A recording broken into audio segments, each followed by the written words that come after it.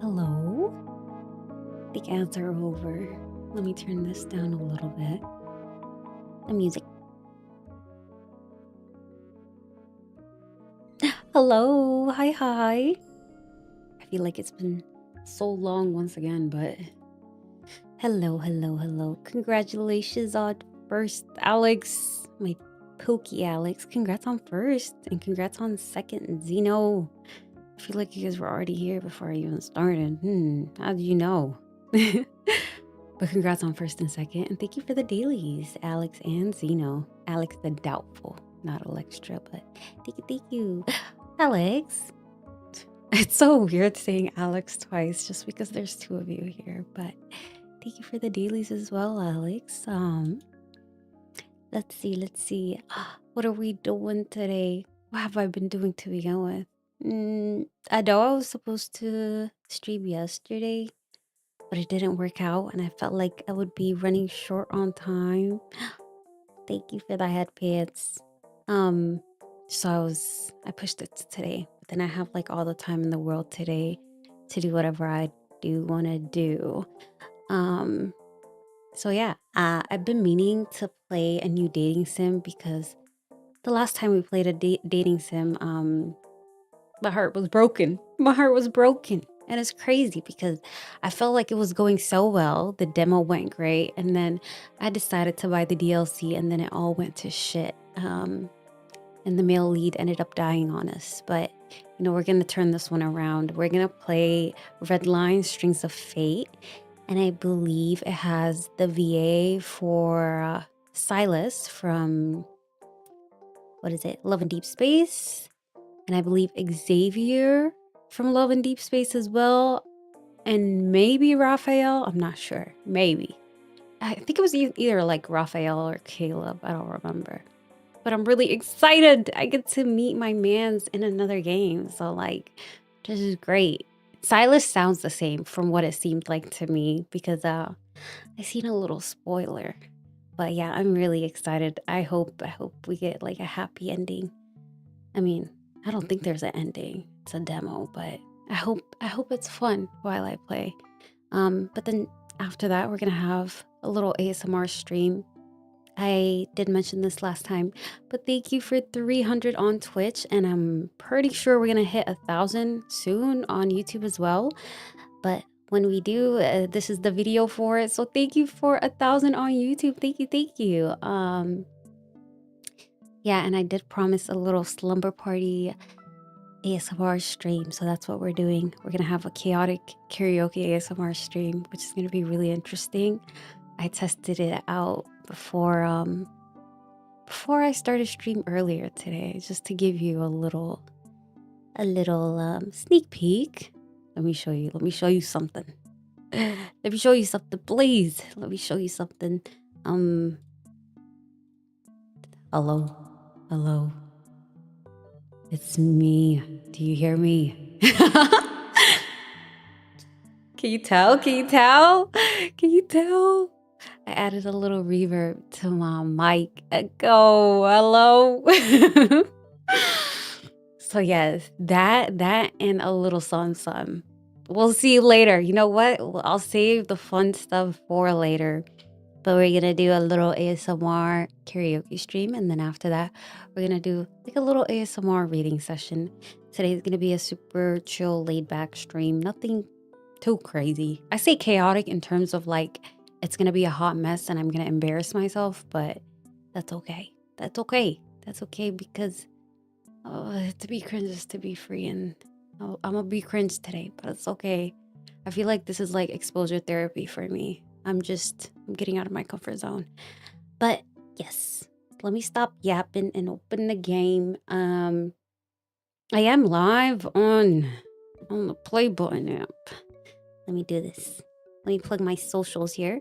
But I am live on the play button app. I'll probably end stream there once we start doing the ASMR stuff, just because of copyright issues. But yes, that is what we are doing today. So if you do want to go check me out over there, there are the links below. Let's see. There is something off here. Or am I behind? 1 second, guys. I just have to check on the stream health on the other side. It looks really weird. Especially the vertical stuff. Oh my god. I think the fact that I have like 1 million oh, there we go. It's working just fine. Yeah, I was gonna say, I think the fact that I have like 1,000,001 tabs open also doesn't help. But that's okay. Let me get the game opened up.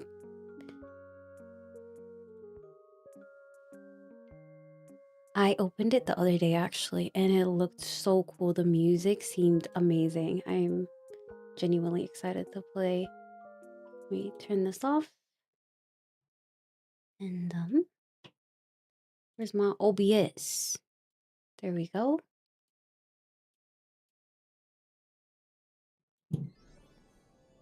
Let me switch. No, let's go towards the right side. There we go. Maybe a little smaller though. There we go. And I have to capture this real quick. Now let me change my category. Oh my god. There's like 10 things to change. There we go. Red Line Strings of Fate. Yes, it says indie game. The demo for it is out at this moment in time. I don't know how long the demo is. It seemed fairly long enough though. Is it working? Can't tell. Oh, there it is. I was gonna say. Then I'm gonna turn it up for myself because I can barely hear it. Here we go. Is it a good volume for you guys as well? It looks really low actually. So let me do this. The music is so beautiful. Okay. Every time I click out of it too, it just goes silent. Cleo, hi Xander, hi, how are you? Oh, the music is so nice.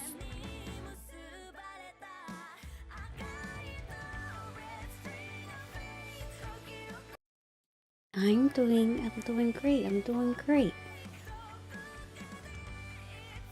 Okay, maybe the music could be a little lower. But yeah, I'm doing good. How are you? We're just having a chill day today. I do want to hear their voices a little louder. Okay, I think this is good enough. New game. Feel free to let me know if the audio levels are weird, as I said. Aw, have a good day at work. Hopefully it's such a chill day at work. Work does suck, but I hope you have a good day, Xander. Okay. It is said an invisible thread runs between those destined to meet, reminiscing on the bond. I can't read, you guys. I can't read. I'm ESL. I'm gonna start with that. I'm ESL. I just want to say I'm ESL, and we don't complain about how I read. Okay. You know what's funny? After our ASMR karaoke stream, I'm gonna be reading. I'm gonna have like a little reading session, a little ASMR reading session, which is gonna be quite interesting. That's why I said the ASMR stuff is gonna be a little chaotic and a hot mess, but it's okay. Okay, let me start from the top. Let me drink some water actually before that.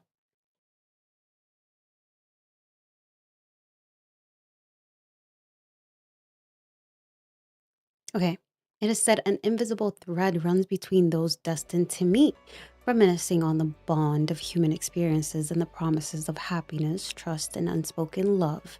For most, it remains a simple story. Yet within the flow of everyday life, for her, these strings of fate are ever present.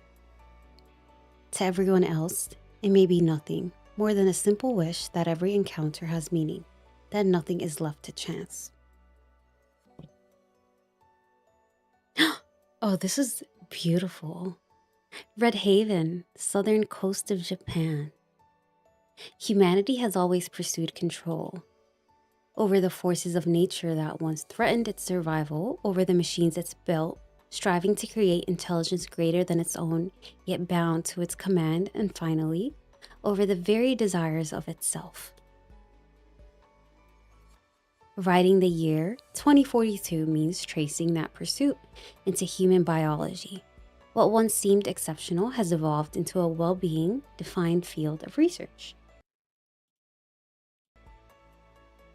An increasing number of sorry, I have to move some things around. An increasing number of individuals display altered pathways of perception, processing emotion in ways that differ from the ordinary. While the underlying cause isn't agreed upon, corporations, governments, and society have already moved one step further, striving to apply these traits across the bench with proposals reaching blah, blah, blah, blah, blah, blah. I don't know what they're saying. I'm not going to lie to you. A city, yeah. Understood. So this is Red Haven, coast of Japan, some. Home, Mira's place. Who's Mira? Is that us? That's the question. Ooh, a cool breeze slips in through the cracked window, brushing against my arm. I groan, tugging the blanket higher until only my nose sticks out. Great. Fell asleep with the window open again. No wonder it feels like Antarctica here. In here. Oh my god, I can't read. Still half asleep, I shuffle over the window, push it shut, and crawl right back into bed. Let me just turn up the system a little more. My game sound a little more. And then if it's too high, I'll turn it down. Fuck it. But finally, a quiet weekend. I stretch out one arm from my blanket cocoon, patting blindly across the nightstand for my phone. Catching the charging table instead, cable, I crawl along it with my fingertips until I manage to grab my target. There we go. Yuki. Morning, Miss University girl. A few weeks in and you're already ghosting me? Tragic. Now. Who is Yuki? Okay, I wasn't ghosting. I literally just woke up. Excuse you, good sir. Who the fuck are you? Never mind. Excuse you. I sent a bunch of reels last night and got radio silence. Oh, right. The cinematic masterpieces of cats falling off furniture. Okay. Is the music too loud? It's not that bad from what it looks like. I'll just turn it down a little bit just for safety. How could I forget liking each one of them? I'm just trying to educate your algorithm. And I'm trying to protect what's left of my brain cells. Anyway, at Mirrodin in 20. Yeah, make it 30. It's gonna take me a while. Still need to get ready. Fine, but that's your absolute limit. See you there. See ya. Okay, we're gonna have to get ready. I let my phone drop onto the bed beside me and stare at the ceiling for a few seconds. With a sigh, I kick the covers off and drag myself towards the bathroom. Cold water and harsh light snap me into motion as I rush through my usual routine. Presentable enough. I grab my bag, slip my phone inside, and head downstairs. The faint smell of Mira's usual omelet breakfast drifting in from the kitchen. Heading out, meeting Yuki at the cafe. Shoes on, jacket grabbed. I push open the front door and step into the crisp morning air. Oh, this is so cute. I rub my hands together and breathe into them, a small cloud of steam blooming in the cold air. It's been a while since we actually met up. Back in middle and high school, Yuki and I used to see each other almost every day. Now it's texts, calls, and the occasional caffeine reunion. The cafe signs come into view just as the smell of beans hit the air. Yep, this is definitely the smell of Yuki dragging me out of bed. Cafe. Myrdine.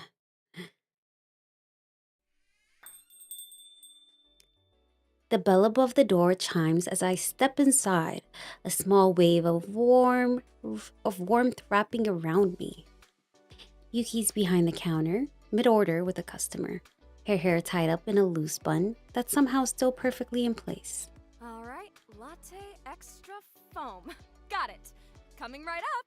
Oh, she sounds lovely. Yuki shoots me a suspicious side-eye the second she notices me, but finishes the order first. She hands the cup to the customer with an easy smile. Here you go. Don't be a stranger. Once they leave, she unties her apron in one dramatic motion. Whew, I'm taking my break. She hangs the apron on the hook and steps out from behind the counter, already zeroing in on me. Well. Look who decided to show up. 3 minutes late, by the way. Nice to see you too, Yuki.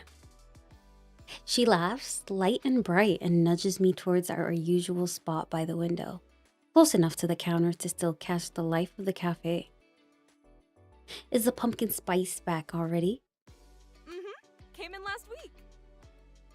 Yuki lifts a hand towards the counter, catching her coworker's attention. 2 pumpkin spice, please. Her coworker nods and gets to work. Yuki turns back to me, leaning in and settling her elbows on the table. A whole month without seeing you feels like forever. She pouts and props her chin in her hand like she's trying to guilt trip me on purpose. I know, the start of uni's been a lot busier than I thought. Busy how? New friend group already? Secret party life every weekend? I wish. Just then, her coworker returns and sets 2 pumpkin spice lattes down in front of us. The warm scent of cinnamon and coffee curls up into the air. But I did make a new acquaintance. Or, well, maybe more of an old one. An old one? All right, start from the beginning. I'm all yours for the whole break. I wrap my hands around the warm cup, letting the steam brush against my face as I search for the right place to start. In the end, it's easy. Everything began on my first day at uni.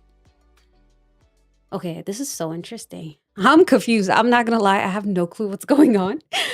But hey, we gonna figure it out. Red Haven University main lecture hall. And this is like a Monday afternoon. I think this is like a flashback. The sun falls in soft stripes through the large windows of the auditorium. Murmurs drift through the hall, broken now and then by the occasional thud of folding chairs. Red Haven University, one of the leading institutions for human innovation and cognitive research. Prestige here comes with ambition and relentless expectations. Hi guys! Oh, hello.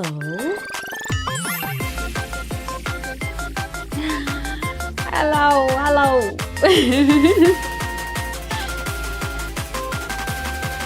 Hello. Oh my god. Thank you for the raid, Dweeby. Hi, I hope you had a good stream. Wait, let me give a shout out to Dweeby because it's probably stuck all the way up top. Hello, hello. If you guys don't know me, my name's Cleo and I'm a variety streamer, hobby streaming, whatever. And today we just happen to be having a cute, cozy stream.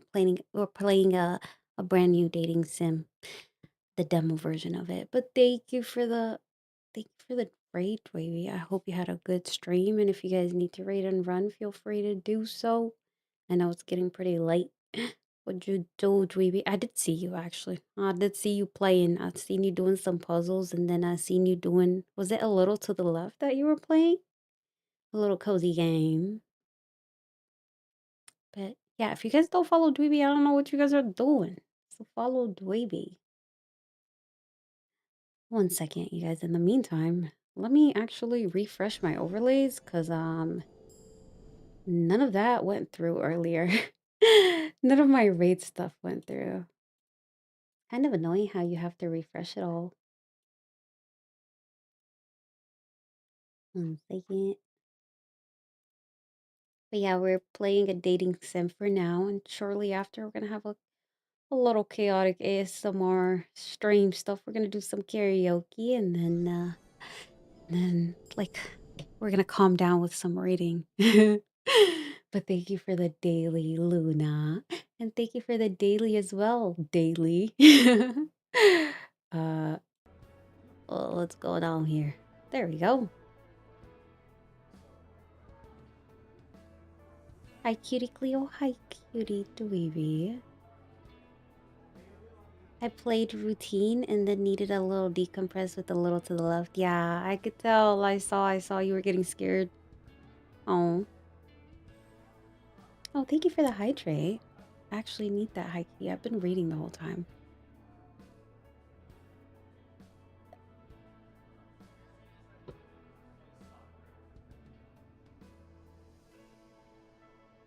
But yes, as I said, if you guys do need to raid and run, feel free to do so. It is pretty late. It is. Yes, thank you for all the dailies. This is that dating sim that has not Caleb, sorry, Silas's VA, I believe, and Xavier's VA as well. And maybe Raphael, I think we said. I'm really excited to play. We just started playing. I just know I'm in a university. That's all I know. And I have a friend named Yuki, and she's pretty. That's about it. Silas? Yes, Silas's VA. I'm so excited. Okay, Dweeby, go get dinner. Yes, if you guys didn't eat, go grab dinner, dude. What are you doing? Go get food. Go get food and rest and take a break. Thank you again, Dweeby. Thank you, thank you. Okay, we're gonna get back to it. Let's see. I missed it. How do I go back? Fuck. Something about university. That's all I know. um, Let me turn up the sound just a tad bit. Feel free to tell me if it's like way too loud and you can't hear me, because I do tend to speak under my breath sometimes. Random student. Hey, do you know who's giving the opening talk today? I heard someone from Scienvis is here. I have no clue what that is.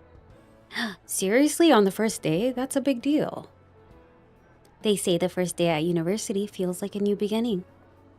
For me, it feels more like a stroke of luck shaped by invisible hands.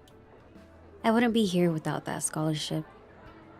Mira could have never afforded Red Haven, and neither could I. But then came the letter. No name, no explanation, just a promise that my tuition was taken care of. Thanks, mysterious Patreon of higher education. Now I'm here, surrounded by people who all look like they already know where they're headed. And me? I glance across the steep rows of seating. Some students are already deep in conversations. Others are fidgeting with their notebooks or scrolling through glowing phone screens. Though many wear the same nervous look, while a few seem lit up with excitement.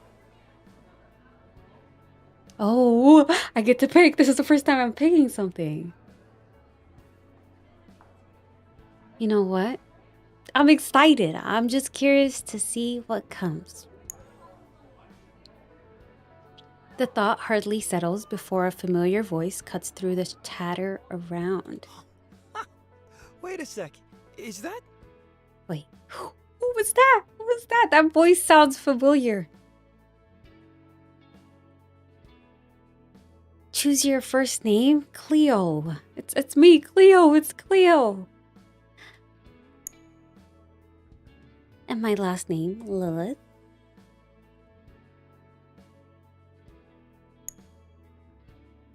My nickname, Leo. It is Leo. It's really you. I can't believe I ran into you here. Wait, who the fuck is this? Okay, I don't think this is Xavier. I have no clue whose voice this is. It might be a new character. Who knows? So, oh wait, Soda? You're studying here too? Applied neuroscience. Same as you, I'm guessing. Yeah. I'm the neuroscience department, I think. He grins sheepishly, rubbing the back of his neck, a gesture I haven't seen in years. It's been what, 8 years? 9, actually. Not that I was counting. Oh. He glances aside, running a hand through his honey blonde curls, still carrying that same effortless disarray I remember from years ago. He looks almost the same, maybe a little taller. Last time we talked, you were all about building gadgets to help people. Some rescue drone thing? A crowd safety app? You really did want to be a hero, huh? Soda shifts his weight, a faint smile tugging at his lips, almost embarrassed. Well, you once said I was your hero. Oh. Figured I'd try to live up to that. Oh, damn. Okay. It's stuck. Okay. And hey, it's not too late to change the world. So Bit of cute. theory can't hurt. Even if it's just to be your hero again. Oh. Oh, just to be my hero? Okay. As he turns, there's a spark in his eyes. The kind that promises he means every word before that familiar smile breaks across his face. Like no time has passed at all. But seriously, I'm really glad to see you. A breeze drifts in through the open doors of the auditorium, stirring the air between the aisles. Dust motes swirl in the sunlight like slow sparks, catching the golden tones of early fall. You've hardly changed at all, Soda. Still wearing your heart out where everyone else can see You gotta stop calling me out like that. it. Footsteps echo off the floor as more students hurry in, conversations fading as they scan the room for seats. Soda's gaze shifts to 2 empty spots across the hall before he gestures towards them. Oh, looks like the session's about to start. You wanna sit with me? Sure, that'd be nice. I want to say that'd be nice just because he's coming off really strong. And I have no clue who this is yet. So I'm just going to be nice. I'm just going to be casual and friendly. Sure, that'd be nice. Sweet. Then let's go before the good seats are gone. Mm-hmm. But who knows? We might just end up as friends, you know?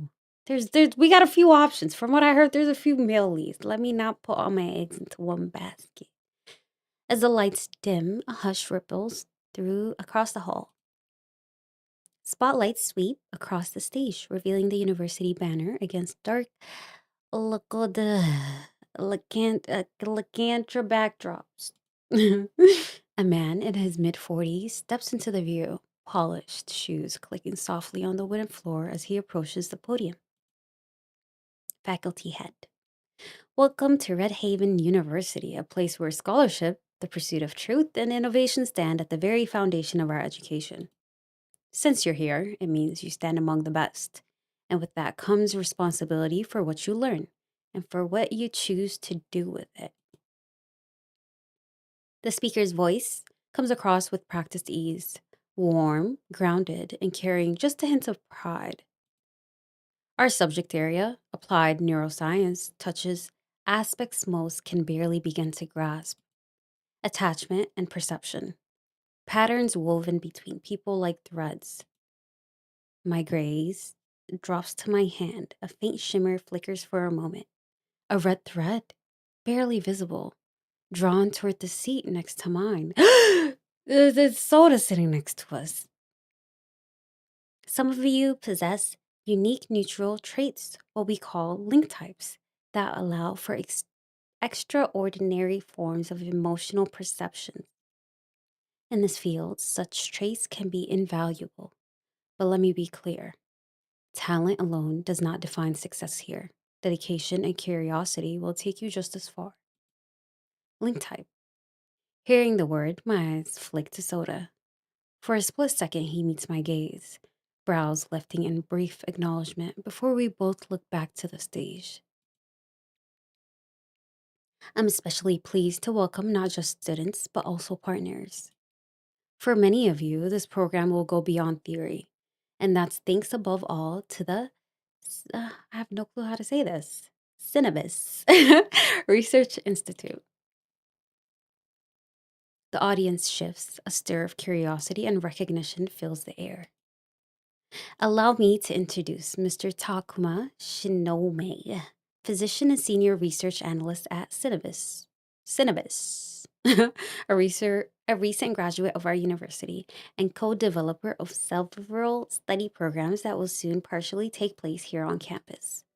Oh, I know who this is. You guys will know who this is very soon as well. Okay. Washed in the cold glow of stage lights, the announced figure steps into view, his white hair catching the light like spun glass. Takuma, the guy from those articles about limbic data grids. Each step is taken with a reserved perception, his gaze lower, letting the room exist only at the edge of his sight. He looks way younger than I expected. As he arrives at the podium, his gaze lifts almost absently, eyes blue as ice catching the sun, yet softened, as if the world reached him only through a blur of water. For each second, it's all I see: the world around me fading behind a silent thread, stretching from my fingertips to him. Oh, let me drink some water real quick.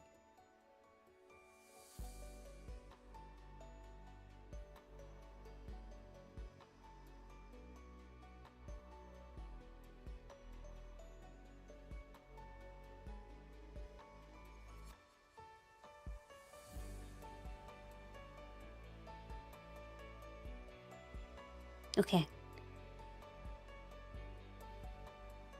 Almost like the one to soda, but kind of. Thank you for the invitation.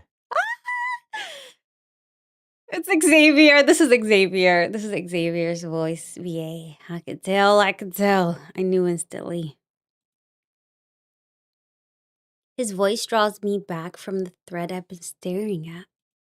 The cooperation between Cinevis and Redhaven University opens doors for both sides. Opportunities for research and for those who take part. For a moment, his tone holds steady, almost rehearsed. Then the rhythm breaks, his phrasing falling just out of place. More on that soon. I look forward to working with you. With a brief, mechanical bow, he steps back into the shadows. No glance at the audience, slipping away, like a deer avoiding the projector's beam. Thank you, Mr. Shinonome. As always, concise and to the point. Looking around, I catch students whisper to one another and trade quick glances. Others stare at him as though they had just seen a shooting star. With that, I officially welcome you to your first semester. The stage screen glows softly as a QR code fades into view. Please scan this to log on to the campus network.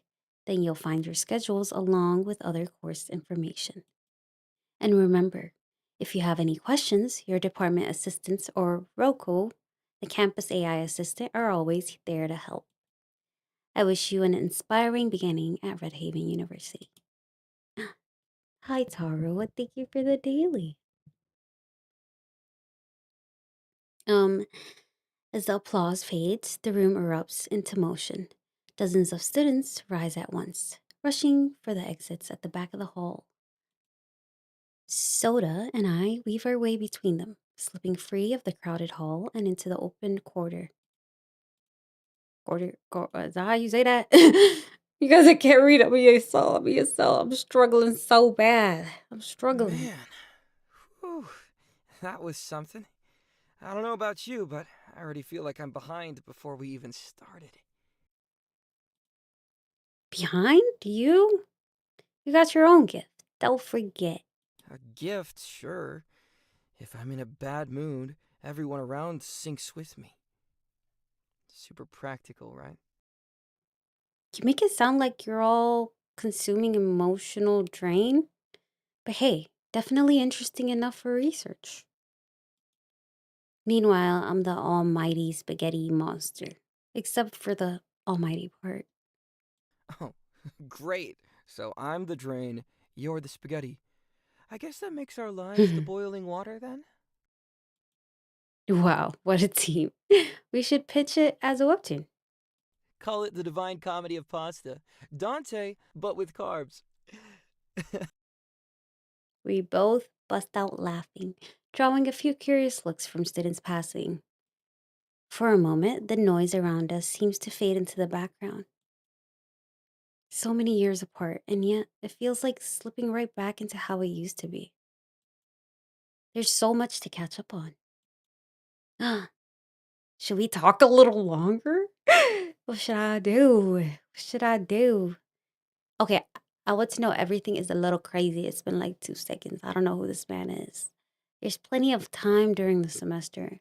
Nah, maybe we could talk a little longer and see what he's about. It's not that late yet. Maybe we could talk a little longer. Yeah. We haven't seen each other in forever. It'd be nice to talk a little longer. Huh. Sure.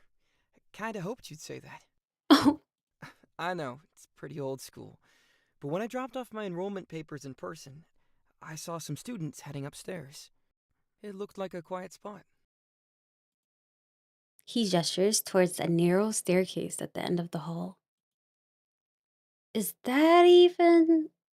Come on, since when did you care about rules that much? Really? Before I can argue, he places his hand on my shoulders and gently steers me towards the staircase. Together, we head up to the narrow steps and push through the heavy steel door.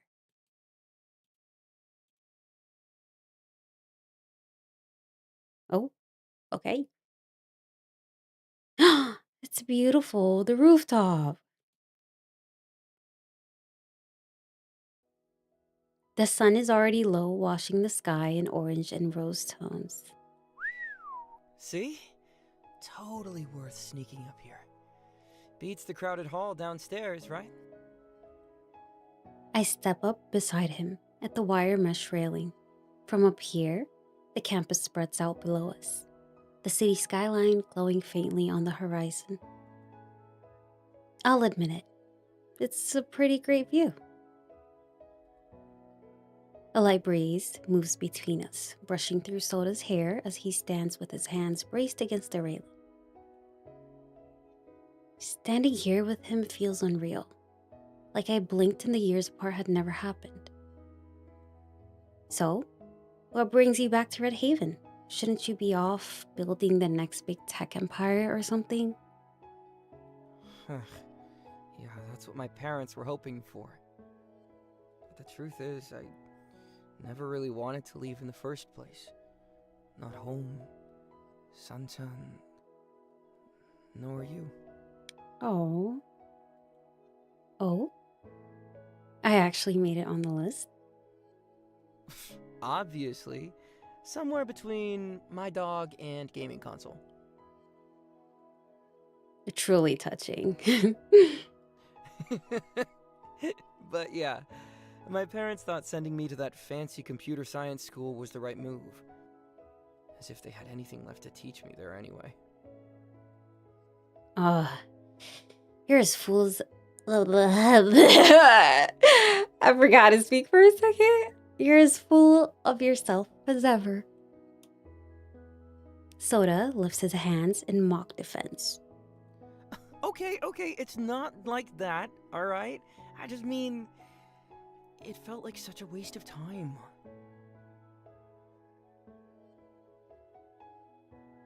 I already knew how to code, and then there are teachers spending hours explaining what a variable is and preaching about clean code. Oh my god, he's actually trying to defend himself. Like, yeah, sure, make it tidy, but maybe make it work first? Hearing him say that, I can't help but laugh. Relax. I was kidding. You don't have to justify your entire high school experience. He blinks and stares at me for a second, then laughs too.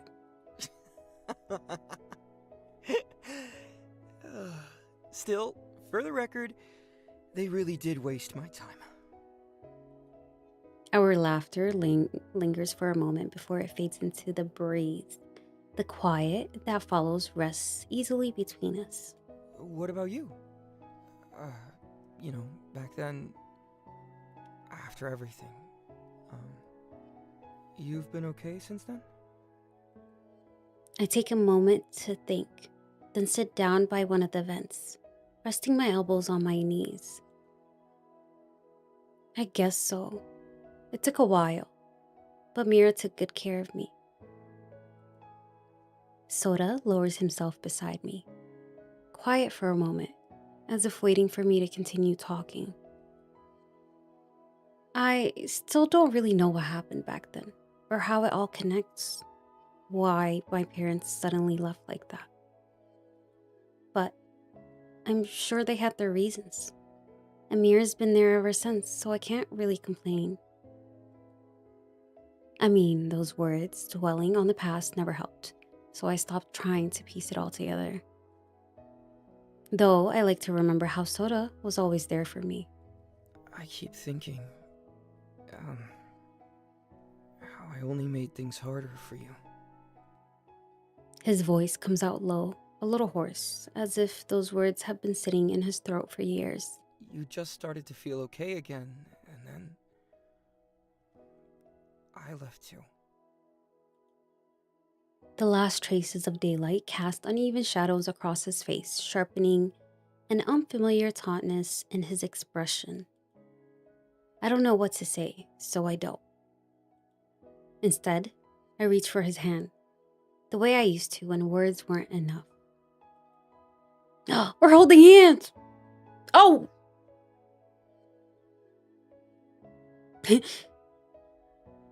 Oh, okay.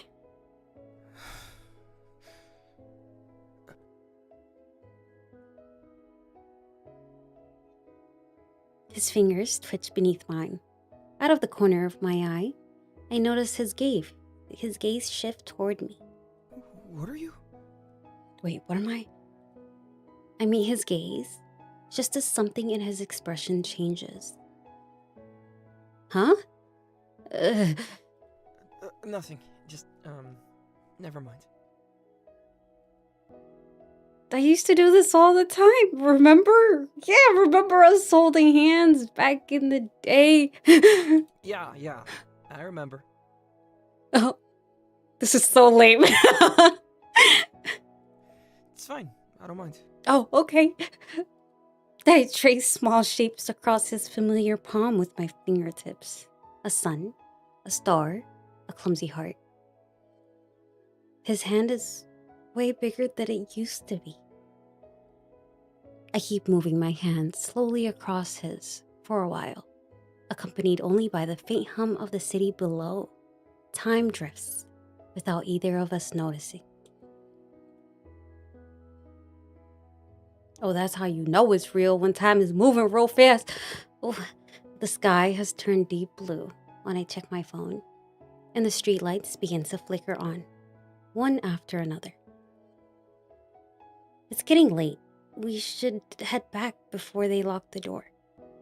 Yeah, getting locked out on here probably wouldn't make the best first impression. Neither of us say much as we get up to an unhurried pace and head for the stairwell. The door thuds faintly as it shuts behind us, leaving the rooftop to the night.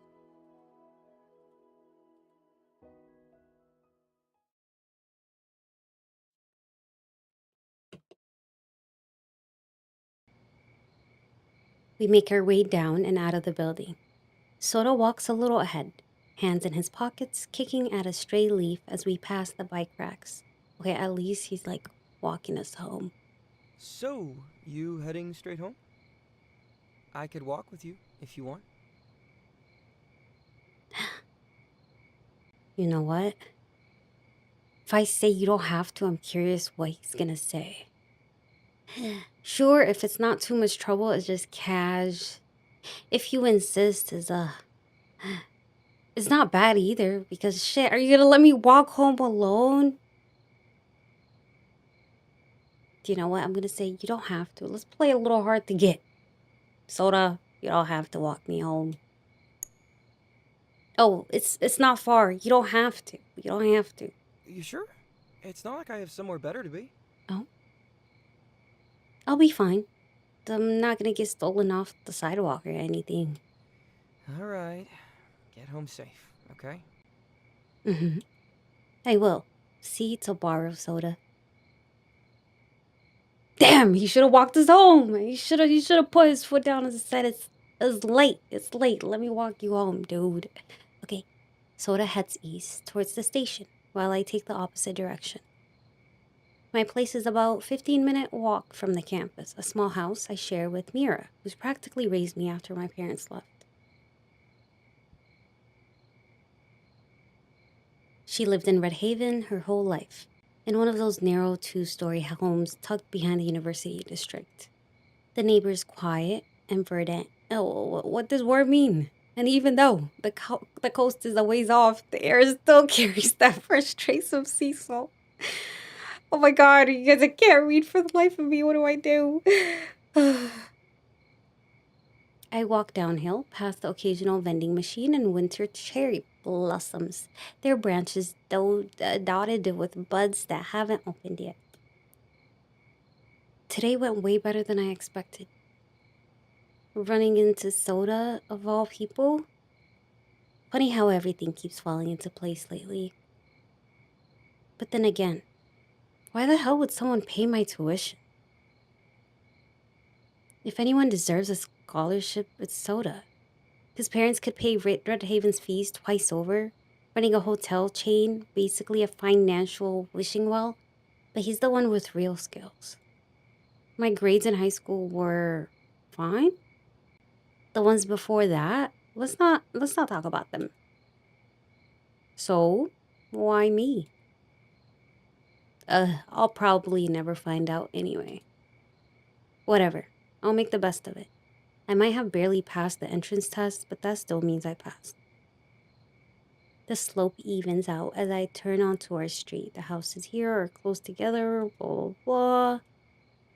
Okay, I push the gate open. Wait, Mira's never gonna believe it when I tell her who I ran into today. Okay, perfect. I think that's like the first episode.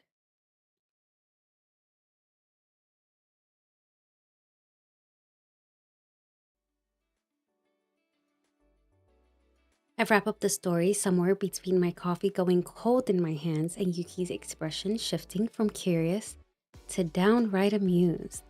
Okay, so we were having a little flashback. Now we're back in time where we're meeting up with Yuki and telling her what happened on our first day. So yeah, that was my first day at uni. No public embarrassment, no breakdowns. I call that a win. that's debatable. I seem to recall a certain someone texting me at 7 a.m. about an existential crisis and a missing eyeliner. She's not wrong. The existential crisis was really just me tearing the room apart for my eyeliner, which, for the record, had rolled under the bed. Okay, fair. But still, it went way better than I expected. I thought I'd have to charm my way through conversations with people who already wrote research papers in high school. But instead, it was just soda. Yuki eyes me over the rim of her cup, one brow lifting as she takes an unhurried sip. Just Sota, huh?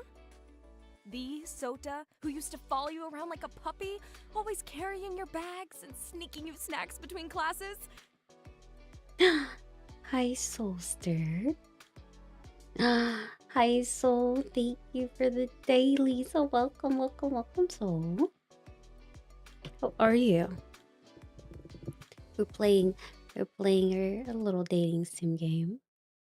Not too crazy, nothing too crazy. We're just chilling.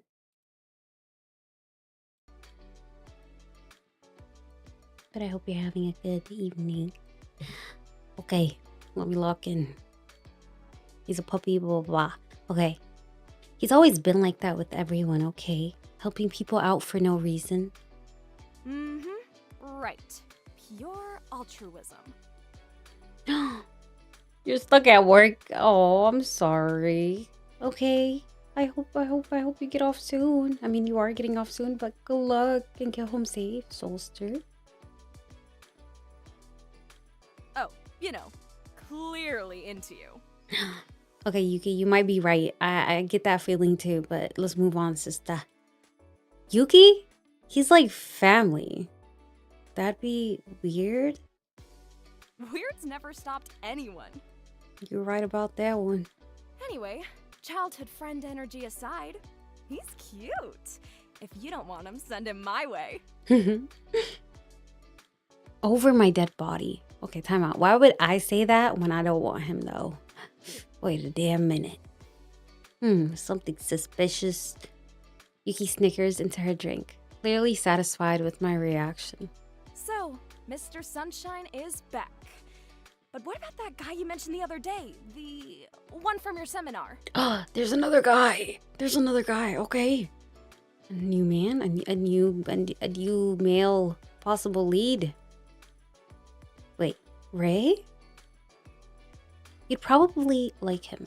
Super laid back, sometimes annoyingly so. Athletic too. At the time, I didn't think much of it. Still, something about him was hard to ignore. Okay, I think we're gonna have our little flashback. Or that's a Raven moment, but in the opposite way. Red Haven University. Okay, we met Soda on a Monday, and this is a Tuesday. And we're talking to Yuki on a Saturday. So these are all flashbacks for sure. Okay. Despite Soda and I picking different... Oh, let me move my mic. There we go. Despite Soda and I picking different tracks, we agreed on taking the seminar together. Naturally, one of his course intros got slapped right on top of it, which leaves me here alone, bravely serving as our first week scout. SR 108. I scroll through my schedule again just to double check the room number. Should be right here. Oh, who is this cutie? Hello. Three girls have gathered near the door, hovering around one guy with the kind of interest people usually reserve for free goodies. They're laughing at something he says, a bit too eagerly for my taste. Then, one of them brushes his arm with her hand as they drift away. How pathetic. Now that the little crowd has dispersed, I'm about to head straight inside. If it weren't for that nagging feeling that I'm missing something right in front of me. Giving the guy by the door a second look, there's nothing. Not even the faintest shimmer. Though, I can't shake the sense there should be. I narrow my eyes, focusing. For the slightest moment, I swear, A fragmented wisp of a thread flickers into view. I blink. And it's gone. Huh? Do I have something on my face? Wait a damn minute. Who's him? He's nice. That's what I'm saying. Who is this? I love a man with long hair. Okay, wait a minute. He said, do I have something on my face? This is so mean. Try getting attention somewhere else is crazy when I was the one staring. You know what? Let's just say, hey, I thought I saw something. I'm sorry. No, just never mind. I thought I saw something weird for a second. Weird, huh? Should I be worried? Oh, his voice. He sounds a little, I don't know. No, it was nothing really. Probably just my eyes playing tricks on me. Happens. The first week's always a sensory overload. He sounds really arrogant, which I like. He sounds really arrogant. Like, he sounds like he knows he's hot shit. Hmm. Okay, fine shit. He pulls the door open and gestures me through, a little smirk tugging at his mouth. Oh, would you like me to turn it up? Okay, I could do that. Okay. You know what I can also do, 3V? Crap, can I access settings from here? I don't think I can.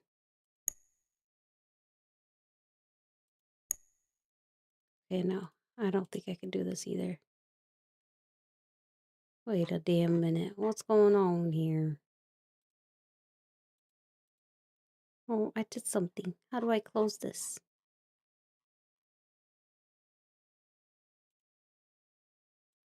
Hmm. Oh, I think I fucked up the game. Mwah. Oh. Thank you for the forehead kiss, Dweeby. Oh, oh, well, thank you.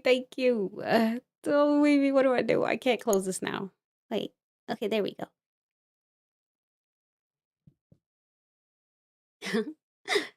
Okay. Let me know if you want me to turn it up some more.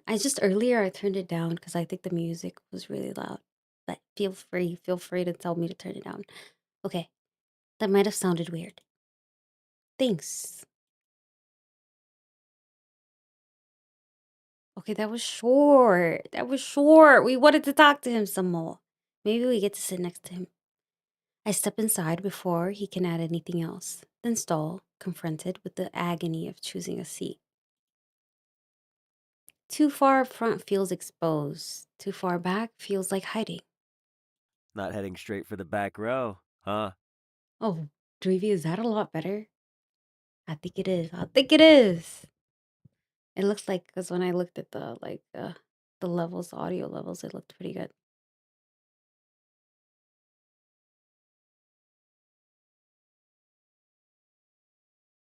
Okay, great. Okay, you know what? Give me like 5 seconds. I need like chapstick. BRB.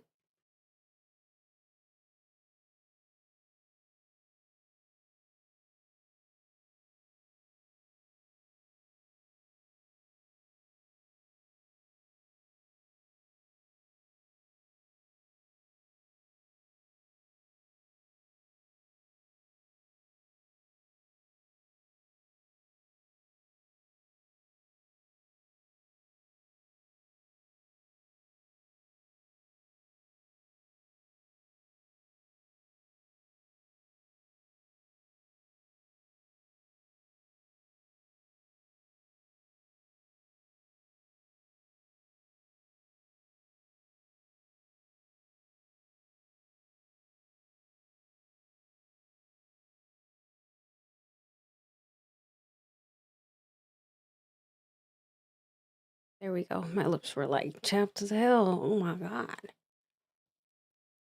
Wait, I'll put a little more on.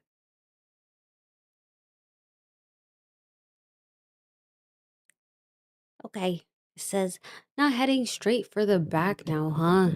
Okay, why is he talking to us like we know each other? But okay, good sir. What shall we say to him? Mm, bold choice for a first timer. Mm. Okay. He tilts his head slightly, watching me decide. I figured I'd pick a normal seat, neutral ground. Nothing strategic about it. Mm-hmm. Sure. I start toward. Okay, I'm so confused. What are we talking about? We're talking about picking seats right now. I start toward one of the middle rows anyway, pretending not to hear the grin in his voice. Oh, whoa, hey. Listen, He slides into the row just ahead of me, glancing back over his shoulder. you've got the look of someone who actually plans to pay attention. So, if you're serious about passing this seminar, sitting near me isn't a bad start. Oh, is that so? Is that so, mister? Because I feel like you're going to distract me. Confident, aren't you? We'll see about that. After a brief hesitation, the seat beside me ends up winning out.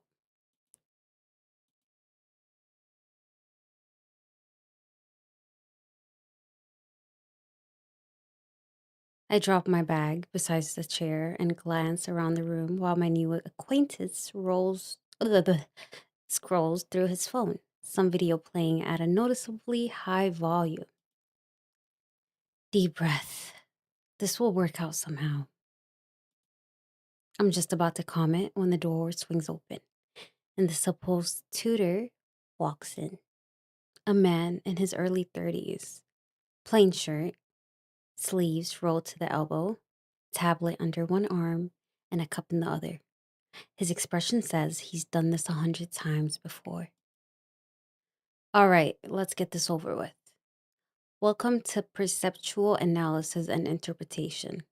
I'm Isu Akitsu. You can call me Mr. Akitsu, or if you're lazy, just Isu. Either works. He sets the tablet down on the desk, taps through a few pages, then looks up again. I assume everyone managed to register through the portal. If not, tough luck. The seminar is full. Let's do a quick attendance check in case someone still can't read room numbers properly. A few names will be missing. It seems the system's modeling crowd got double booked again. Apparently, some things never change, no matter how advanced tech gets. A few laughs ripple through the room, though most just sound tired enough to relate. All right. He goes through the list one by one, each name followed by a murmur somewhere in the room. Rei Minazuki. Present! I see. Back for round 3 then. Let's aim to make it past week 6 this time. No promises. Oh, round 3? What exactly did I just get myself into? I glance at him. He merely shrugs, completely unbothered, as if 2 failed attempts were nothing more than a mild inconvenience. Don't worry, I'm actually planning to pass this time. Third time's the charm, right? Right. Before I could come up with anything smarter, my name's being called. Cleo Lilith? Here, that's me. Ray's gaze flicks sideways, a faint smirk playing on his lips, like he just confirmed something that he already guessed. Good. Now, for those new here, this seminar is graded on weekly progress checks, one final paper, and a presentation at the end of the term. Since half the campus decided to sign up for the semester, we'll be working in groups of 5. You'll need to register your group in the online portal by next week. Anyone who doesn't will get randomly assigned, and trust me, you don't want that. As Mr. Itsu, or is that what he said to call him, goes on outlining the course requirements, Ray leans a little closer, lowering his voice. So, what'd you score on the entrance test? Okay, this guy is a loser. You guys, this guy's an idiot. He's taking this shit for the third time. He's taking this class for the third time. We're so good. And I think he's trying to cheat off us. Shouldn't I be the one asking that? You first. 45. His eyebrows lift a fraction. Out of 100? Obviously. But before you say anything, it's not that bad. I might not have been the top scorer, but I'm not stupid. Well, didn't say you were. Just means we'll have to count on the other lucky fellows to carry us through. Oh shit, am I an idiot as well? Did she just say I got 45 out of 100? You haven't told me your score yet. Didn't take the test. Oh, brother. You what? Yeah, shocking. I know. Try not to tell the dean. That's not how entrance exams usually work. Let's just say I had a different entry route. Perks Oh. of good timing or good connections. Take your Oh. pick. Oh, he's a Nepo baby. He's a Nepo baby, from what it sounds like. I can't tell if he's joking or dead serious. And honestly, I'm not sure I even want to know. Better to just move on. Well, at least we'll have some backup. My friend Soda's in the informatics track. He'll be part of our group too. Friend, huh? Lucky him. He can handle the thinking while we look busy then. You mean while you look busy? Now you're getting it. He's just mocking me, right? Right? For a moment, he actually looks like he's listening to Mr. Akitsu until his foot starts bouncing, relentless in a way that makes it painfully obvious. He'd rather be anywhere else. Man, this is already dragging. I glanced at him, not sure I heard that right, but he's already stretching his arms like he's clocking out of a gym session. Well, it was nice meeting you, partner. I'll go hit the mats for a bit. Staying put this long feels like torture. Is he for real? Should I stop him? Too late. He's already on his feet, back slung over one shoulder, entirely unfazed about ditching class 10 minutes in. You can fill me in later, right? See you around. Okay, this guy's like a total loser. I actually enjoy talking to Soda. He gives my shoulder a light pat. Ugh, why is he touching me? Tossing the tutor a lazy two-finger salute as he passes. Mr. Akitsu, meanwhile, only sighs, shaking his head before he looks at me with equal parts pity and apology. Ah, we're so fucked.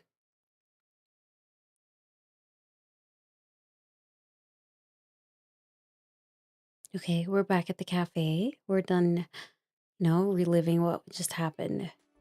Yuki barely lets me finish before she laughs outright. Okay, I get it. In your mind, he's a total douchebag. Of course he is. But that actually sounds more like anime protagonist to me. No, he sounds like a narcissistic piece of shit. She wiggles her eyebrows in a way that makes it physically impossible not to roll my eyes. You have a very active imagination. He's just some guy who's at Red Haven because his parents are loaded or something. Zero ambition, zero effort, just hanging around because it's convenient. Sure. And yet, women seem to like him, so something's working for him. I would say his face is working for him when he's not talking, but... Except for you, that is. I open my mouth to protest, but she's already looking way too pleased with herself. Alright, what does he look like? A baddie, I will say. I will say he is a baddie. She taps her fingers against her cup, very clearly waiting for details. He's, athletic? Brown hair, wolf cut, green eyes.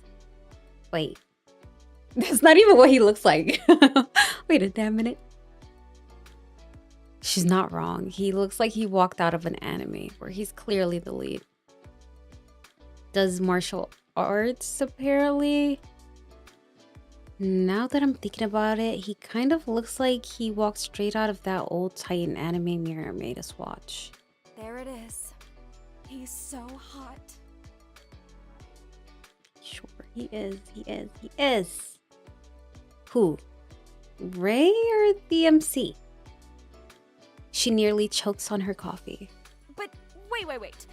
You're utterly annoyed by that man, yet you remember his eye color and sport? What's going on there? You do realize I have to work with him in the seminar, right? It's not like I can just not notice who I'm dealing with. Wow. Should I call HR? Or are you handling this investigation on your own? Oh my god. Okay, listen. I might have seen him again after that. I did? Yuki pauses mid-sip. She smells drama, like a shark smells blood. Oh, go on. On my way home, I passed the terrace of the martial arts building. You know, the one with the tatami mats facing the courtyards. He was training there. Yuki leans forward an inch. She's locked in. He called me over. Showed me something. Nothing crazy, just a little stance. Yuki's grin grows by the second, like she's already writing a fan fiction in her head. So, he called you over just to teach you a stance. Let me guess. He had to correct you. Hands on, right? I don't know, we're gonna find out. Yuki! She's spot on. I'm just stating the facts you conveniently left out. But honestly, that martial arts part has to be the wildest thing you're telling me today. If only the week after that was even more interesting. In any case, Frey wasn't the most stressful part. What does that mean? I honestly don't even know where to start.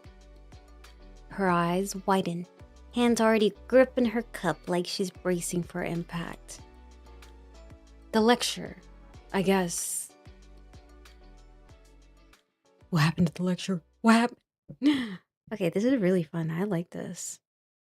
Okay, this is the morning of Thursday. So we got like 2 days after this.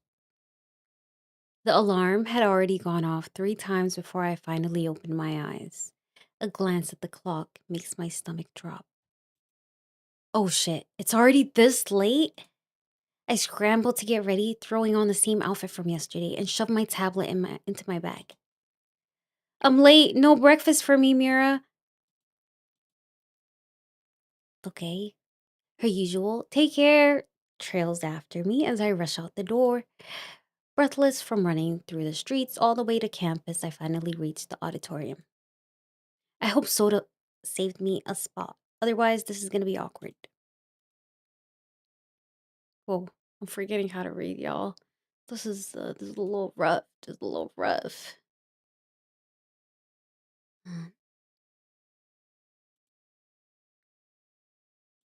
See? I slip inside as quietly as I can and scan the rows until I spot him in the middle section, waving subtly with an open seat beside him. It's Soda. Squeezing past the line of students already settled in, muttering apologies under my breath, I finally reached the spot. Your hair is a total mess. What'd you do? Did you sleepwalk all the way here? Very funny. Thanks for the seat, though. I settle in, at last, letting my gaze drift toward the front of the room. Brother, why am I struggling today? Oh my god, I'm normally not this bad. Sorry. Oh, who is this man? I love a man with dark features. Okay. The man at the podium stands with effortless composure, broad shouldered, dressed in a dark three-piece suit, his very stillness commands attention. He has been speaking on the frontiers of research and enterprise, where emotional perception collides with business and ethics. He is Live Kazuma, CEO of Nexacorp. What began as a small tech startup with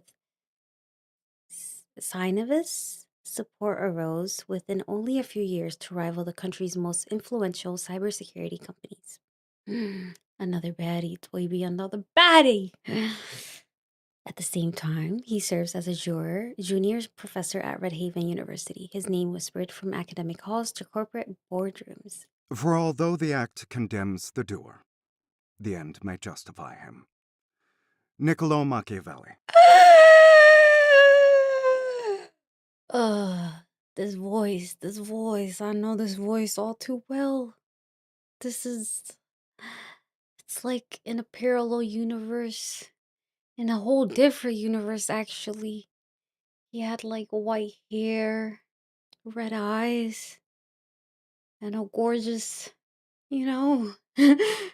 My man, yes. Dweeby, our man. It's our man. And we get like a dark featured version of him.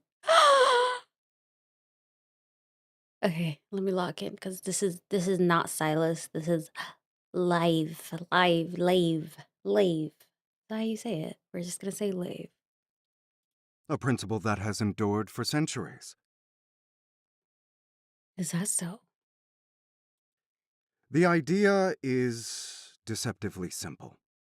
The outcome is said to cleanse the act, necessity alone redeeming what would otherwise be condemned. It is a tempting notion, one that shifts the burden from the act itself to the promise of what follows.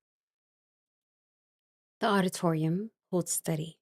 The faint glow of scattered tablet screens reflects across attentive faces, their users motionless as if pinned in place by the weight of his cadence.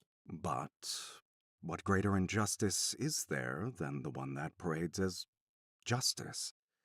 A result cannot sanctify a path that corrodes its own foundation. When the means are poisoned, the end is already compromised. Yo, he's saying a whole lot of nothing, but it sounds like music to my ears. I rub the last traces of sleep from my eyes and take him in. His demeanor, his voice, the argument pressing forward with such exact control. And a thread, deep red, steady, almost unmoving, unlike the gentle sway they usually carry. It doesn't make sense. Threads like this mean history, shared ground, something built.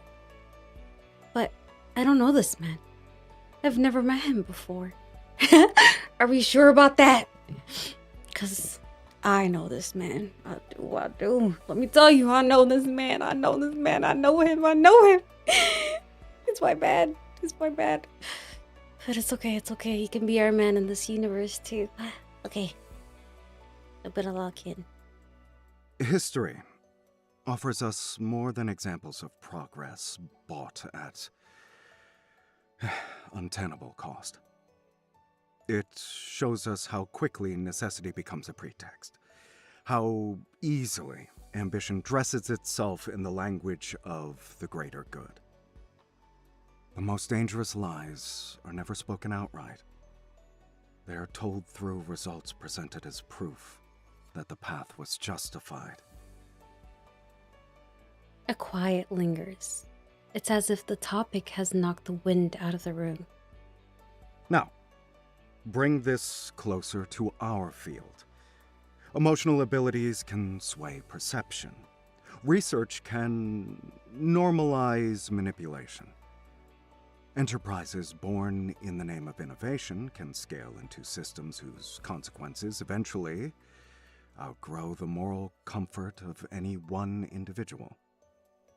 Each of these begins with a claim of benefit, each of them framed as a service to society. So, let me ask you this. Which view should guide us? Should ethics be absolute, or should they bend under the prominence of ambition? His eyes travel across the rows, detached yet deliberate, until they halt. On me? The young lady with red flower in her hair, a few rows from center. Would you share your perspective? Yes, sir. Hmm.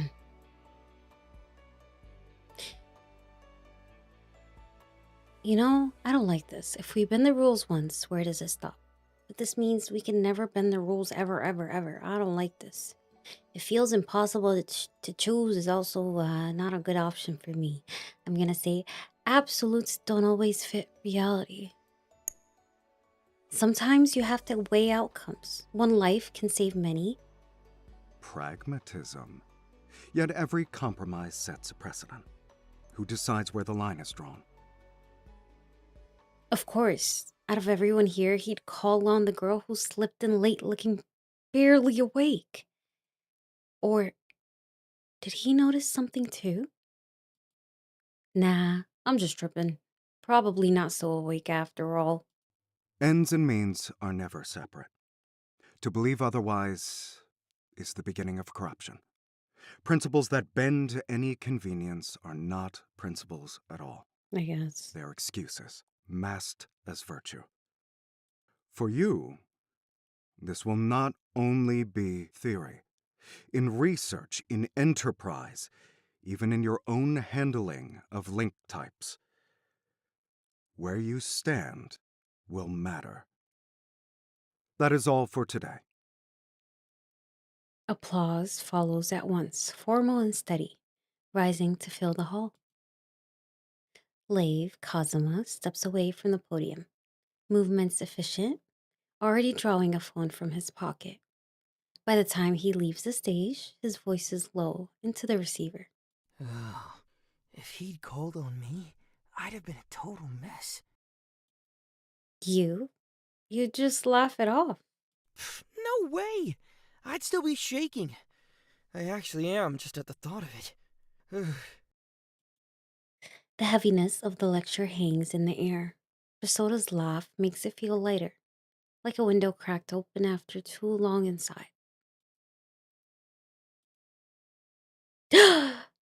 Bring him back. I want to go back to class again. I like that guy. I like the professor, Mr. Lave. I believe that's how you say his name. I gather my things as the crowd breaks apart. The rest of the day pulls us from one lecture to the next.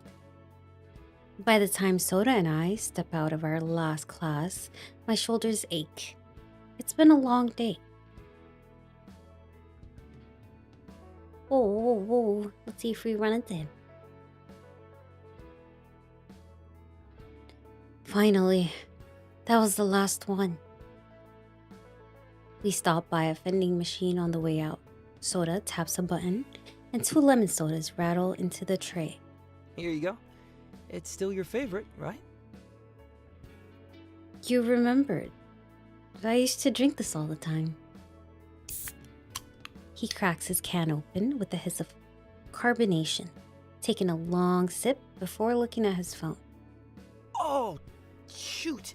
Coding project team's meeting's up already. I totally forgot the time. I'll have to go. Sorry. Normally I'd walk you home. You know that. Though I don't know that because you didn't walk me home last time, but it's okay. No worries, I need to stop by the admin terminal anyway to finish my ID registration. He hesitates a moment longer, as if wanting to argue, then lets out another little laugh and waves it off. Alright. Just don't vanish on me. Text me when you're home safe, yeah? Yeah, I guess. With that, he slips into the flow of students heading out. His honey blonde hair disappears into the crowd, leaving me with the quiet hum of evening settling over campus. Oh, I want to run into the professor. Oh, bring him back, bring him back. Oh, it's nighttime and I'm still at school, okay? Do we run into him? Do we? After I finish registering my ID at the administration terminal, most students have already left. The main hallway lights are shut off. The corridor glows faintly under the emergency lighting along the walls, each pool of brightness leaving long shadows between. My footsteps carry through the empty corridor, sharp against the silence, as I make my way toward the exit. From the side, an arm extends out of a recessed door. Blah, blah, blah, blah. I freeze, my shoulder nearly colliding with the hand barring my way. Following the line as his leave upward, I instinctively lift my gaze, caught by the same gray eyes that questioned me this morning. Oh, why is it skipping? Why is it skipping? You signed their agreement. Huh? Do you even know what you agreed to? What does he mean? I don't quite understand. I take a small step, but his presence follows. His left arm shifts, palm pressing flat against the wall beside me, the dull thud carrying through the empty halls. Okay. He crowds in as the space between us shrinks and my back meets the cold wall. My breath hitches shallow against the silence. I thought you'd be more careful.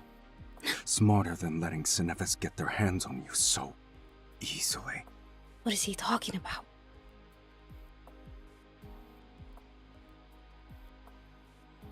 His sleeve brushes my arm as he leans in. You really have no idea what you've stepped into.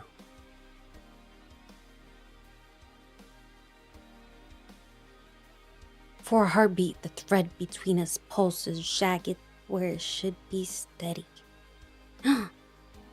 Is he my fated one? Oh! He's pinning me against the wall! Standing bent over, gaze lowered past me, his strained breath grazes my temple.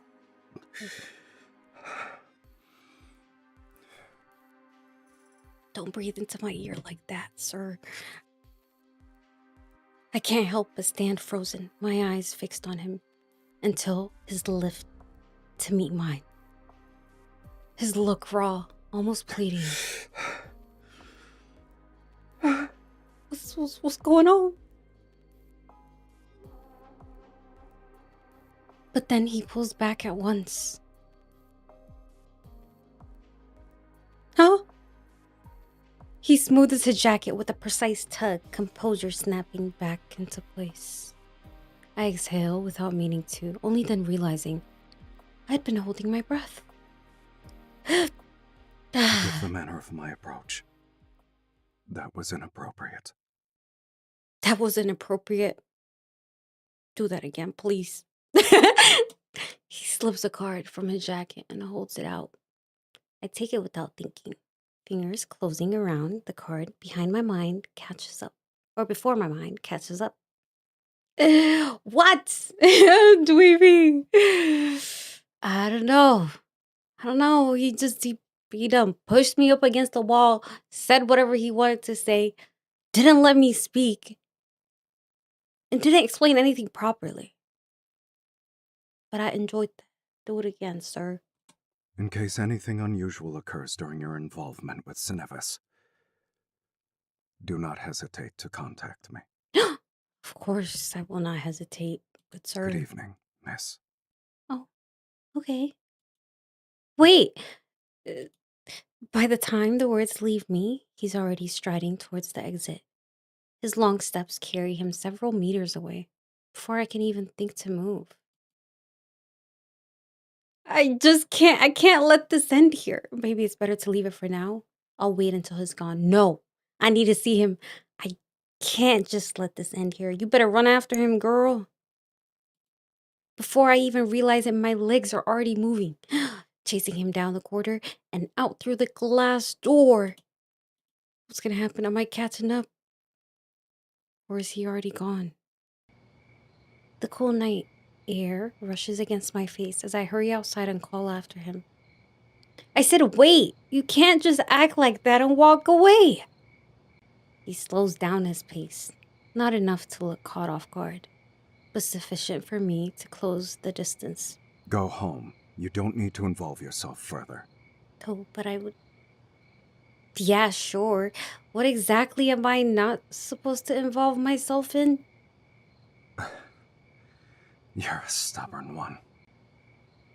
Can you say that again? Wait. Doesn't seem like I'm just one to you, though. The corner of his mouth lifts. The shifts, small but unmistakable. For the first time, he looks almost amused. Undeniably so. His head turns at last, eyes cutting to me while we follow the path off campus. Oh, he's smiling. If you're actually as smart as you think you are, you'll stay out of Senevis matters and do exactly as I told you. Contact me only if something unusual happens. Nothing more. Mr. Kazuma, there is, in fact, something that seems off. But that's you. Professor, at the very least. I'm having too much fun. We reached the facility lot. A reserved space marked with his nameplate. A black sedan waits there, too refined to blend with the roads around it. Stay focused on your studies. Don't meddle in things beyond your reach, and you'll be fine. Now, excuse me. Without pause, he unlocks the door and steps inside. The door shuts with a soft thud, leaving me standing in the wash of streetlights. Talk about rude. This man is not even offering to take me home. Fuck. It's you, bitch. Yeah, no, exactly, Dweeby, exactly. Exactly. That was so weird. That was so weird. So, let me get this straight. Mm-hmm. You sneak into a lecture late, get called out by the professor, and then he corners you in a hallway? Sis, forget cornering me. He done pushed me up against the wall. You make it sound worse than it was. No. Be honest here. It was worse than what I just said, actually. Worse? Babe, that's literally something out of a true crime podcast. Or an Atome game. Exactly. Don't tell me he left you with some cryptic calling card. He sure did. Define cryptic. Yuki stares at me for a second, then breaks into a laugh, loud enough to draw a glance from the next table. You're kidding! I swear, if this man doesn't secretly run a shadow organization, I'll eat my apron. He's a professor, not a supervillain. Same thing, different PR strategy. Though, I'm not sure he quite got that. Alright, come on. What's his name? Spill. Lave Kazuma. He's apparently the youngest professor at Red Haven, and... Wait. Leave Kazuma? It's Leave. As in double espresso, no small talk, leave Kazuma? Huh? What? He's one of our regulars. Doesn't even order himself. Someone from the office calls ahead. Always takes the same seat in the back. If someone's already there, we're supposed to, you know, rearrange the situation. Tall, rich, kind of intimidating. You know what? I take back the true crime bit. We are officially back in Atome territory. I can't help but laugh. The image fits almost too well. Yuki leans in over the table, her eyes gleaming with mischief. I mean, who could blame him if he got a little distracted? You're kind of unfairly cute when you panic. Oh! Am I? Thank you, Yuki. Yeah, right. I'm sure that's what he's thinking while interrogating me. I mean, I hope that's what he's thinking, but you know. Hey, I'm just saying. Youngest professor on the campus, CEO, jawline sharp enough to cut glass. Girl, I've seen people fall for less. I laugh and shake my head, fingers curling around nearly empty cup. The last few drops slide across the bottom as I tilt it absently from side to side. Oh, God. Don't tell me you're actually into him! I mean, look, I don't know how to break it to you, but What? No, nothing like that. It's just what he said wasn't exactly flirt material, and it's not the only weird hallway encounter I've had lately. That night in the hallway, it didn't feel coincidental. And 2 days later, I found out just how right that feeling was. Oh. Okay, guys, I got a problem. I need to go use the restroom. Give me like a few seconds and I'll be right back. I'll be right back, okay? I'll be right back. I want to put you guys in BRB. Play some cozy music for you guys, but BRB, okay? BRB.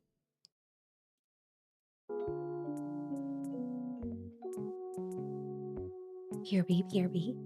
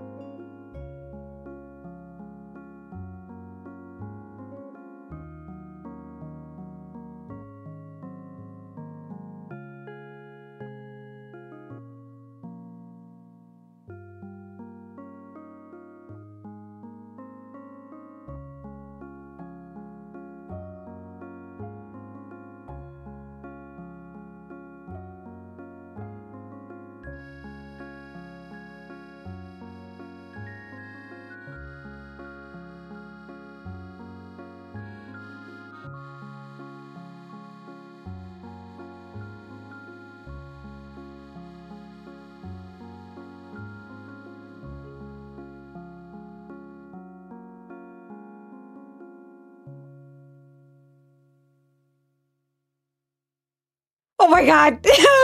No way we got rated. I'm so embarrassed. Oh, you guys, I went to go pee. I went to go pee. Let me go in here. Let me go to just chatting for a little bit. Hi, guys. Hello. Hello. Let me turn off the music. I apologize. Yeah, I took a quick break. I'm sorry. Thank you so much for the raid. Wait a damn minute. Did we get rated twice? Oh my god. Thank you for the raid. How do I say this? Nyx Chantress? Thank you for the raid. Thank you so much for the raid. I hope you had a good stream. And I'm gonna butcher this really hard, but Alex HTML, Alex, I do know who Alex is. I've seen Alex's short form content before, and it's really fun to watch. Thank you both for the raid. I really appreciate it. Thank you, and welcome, raiders. Hi, my name is Cleo. I am a variety streamer, and we stream the most random shit ever, but stuff that I enjoy streaming. Um, yeah, if you guys, need to raid and run, feel free to do so. Otherwise, we are playing a little Otome game today. It's a demo for a game that's going to come out soon, I believe. But yeah, and then after that, we're doing some like ASMR stuff. But we are having a very calm and chill stream today. Thank you for the follow, Next. I appreciate it. Let me give you guys another shout out because I feel like it gets drowned at the very top. Like it just gets like lost in the sauce up top. Um, so yeah. What were you guys up to? What did you guys do?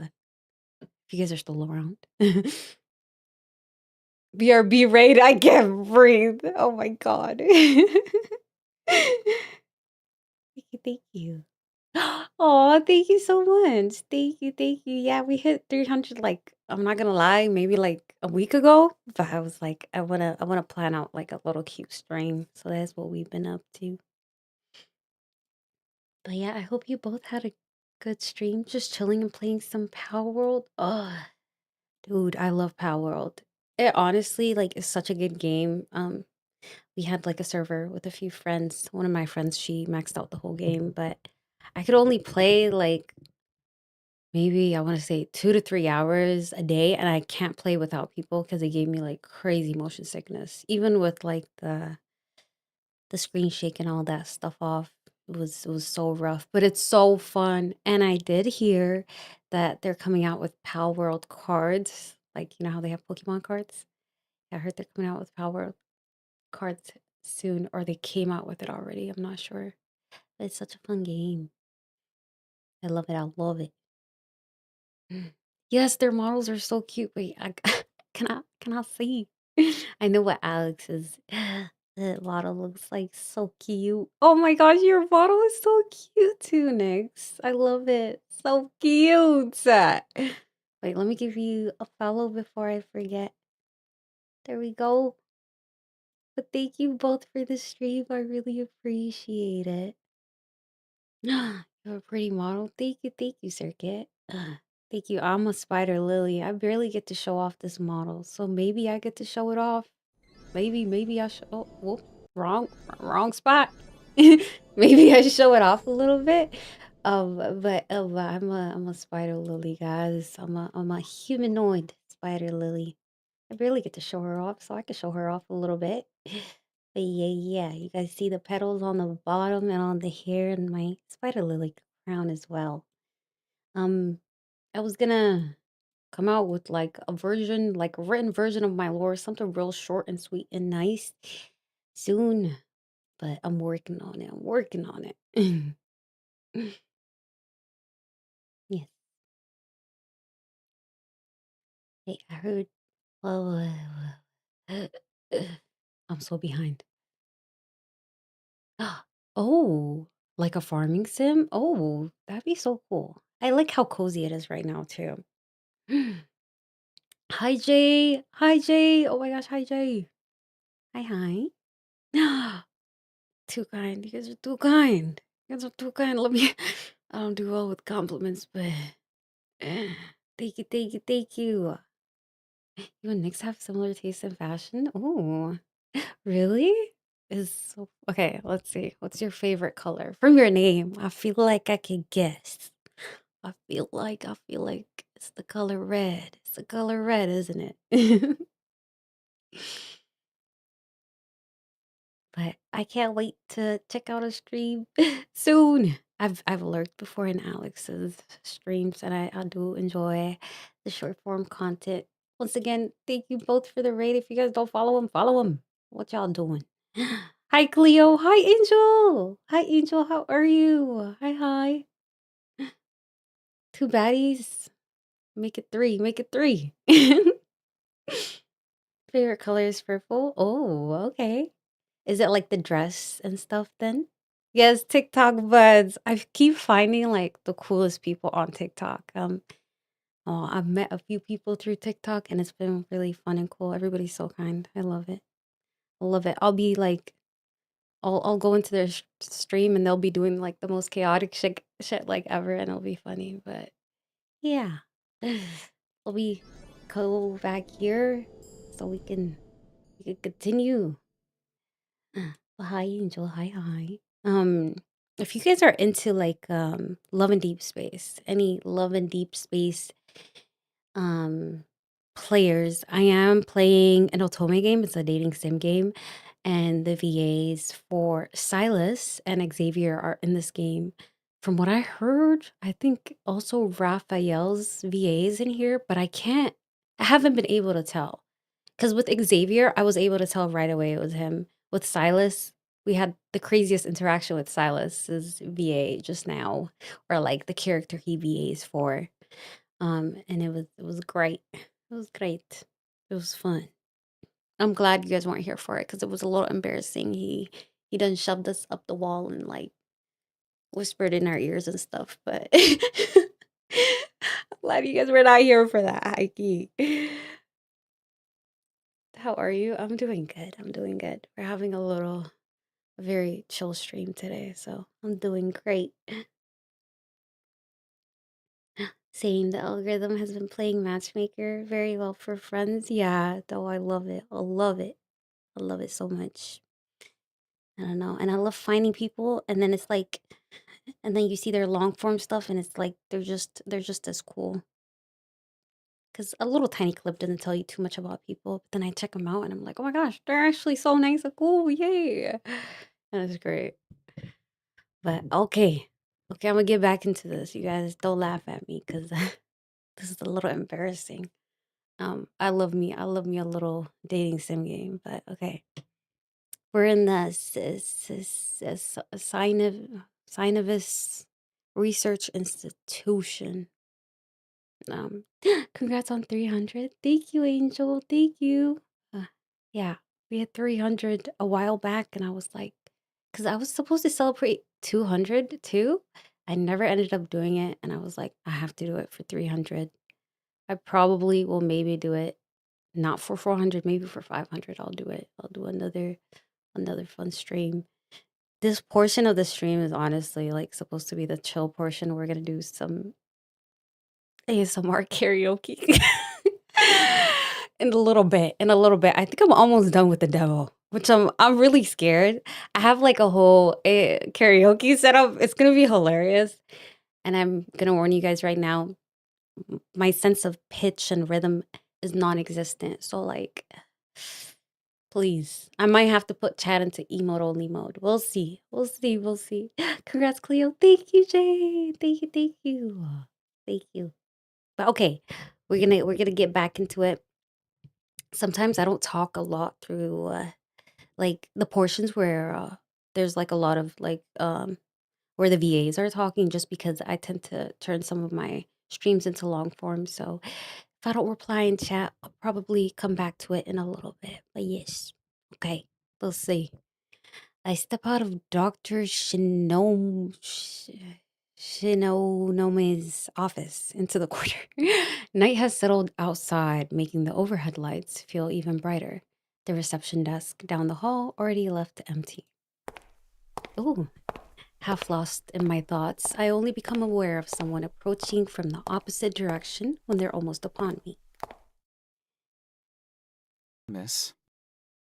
Oh my god, this man is gorgeous too. Who is this? My full name?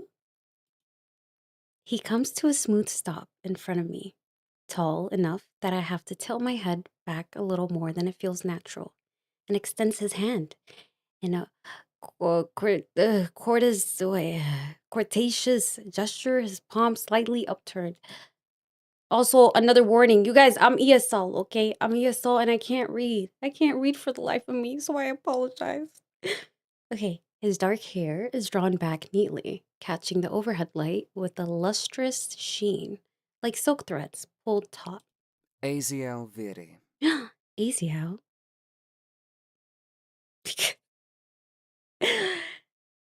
AZL brings back memories because that was Casper's little plushie. It's making me sad. It's okay. In another universe, we're just gonna act like he exists still. Okay, AZL. You could say I oversee this branch of Senevis. This branch? I return the gesture, placing my hand in his. Oh, okay. He keeps my gaze as his other hand closes deliberately over mine, his eyes a deep, warm brown at first glance, threaded beneath with an. Okay, I can't read that fast because one of these is just gonna skip over it. Anyways, it's a pleasure. I make it a point to personally welcome our more interesting participants. Hmm. Interesting. Oh, I see. Dr. Shinonome speaks very fondly of you, though the data speaks for itself. A link type like yours is not something one encounters often. It would be wasteful not to give it the attention it deserves. Hmm.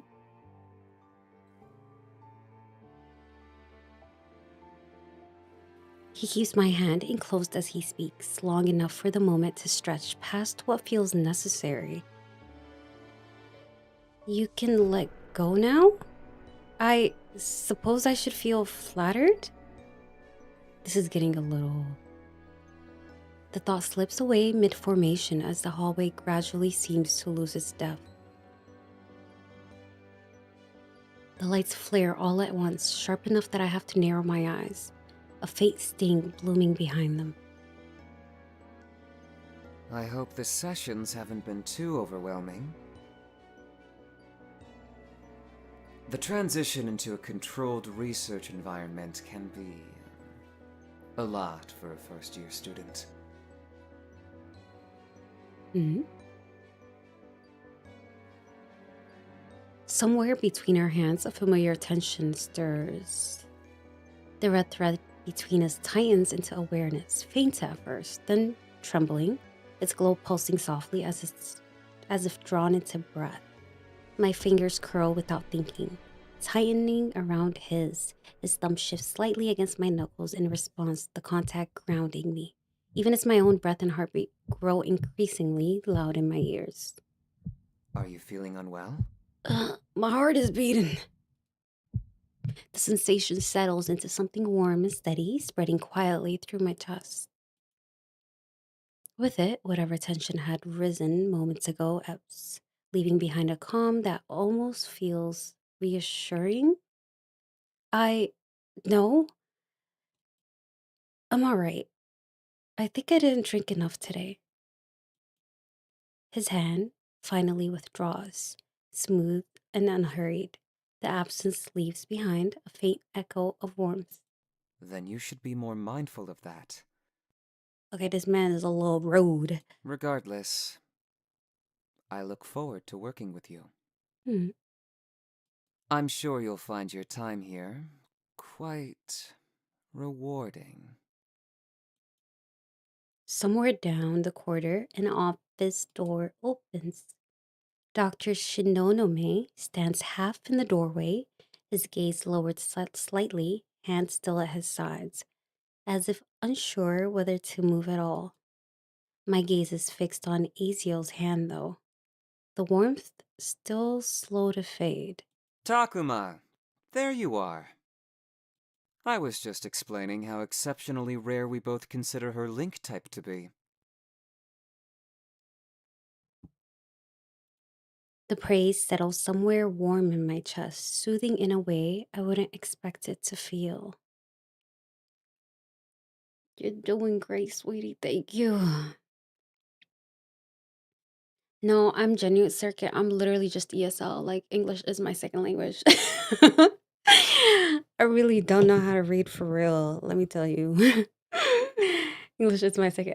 This is me. It's funny because I'll sit here and say I'm ESL, but if I'm being honest, like all the languages I've learned, I would say English is like the language I'm best at the end of the day. Takuma lifts his head just enough to acknowledge us. But I won't keep you occupied any longer. He steps aside, clearing the hallway with effortless courtesy. The hallway that opens up before me now appears even colder, like a place I'm reluctant to step into. Thank you. Have a good afternoon. You as well. Good afternoon, miss. I walk past him toward the exit, my thoughts trailing behind me as the doors slide open. Only once I'm outside does a vague sense of dissonance resurface. Like, wasn't that strange? That feeling fades before I can pin it down. See, y'all, I don't know English for the life of me, nor can I read. Okay, it's Saturday. I'm surprised we haven't ran into the doctor yet because Okay. that's the one character we've yet to interact with, and I have no clue who that other man was. No, that's not funny. What? I'm serious. Something about that doesn't sit right with me. Wow, harsh. Are you impersonating Professor Kazuma now? Yuki doesn't smile, not even a little. He was just being attentive, I guess. And I probably just stood up too fast or something. Maybe, but I wouldn't want to be alone with him. I agree, that man was weird as fuck. You're really not joking, are you? No, I'm not. She studies my face for a moment, longer than usual. Also, drink some water.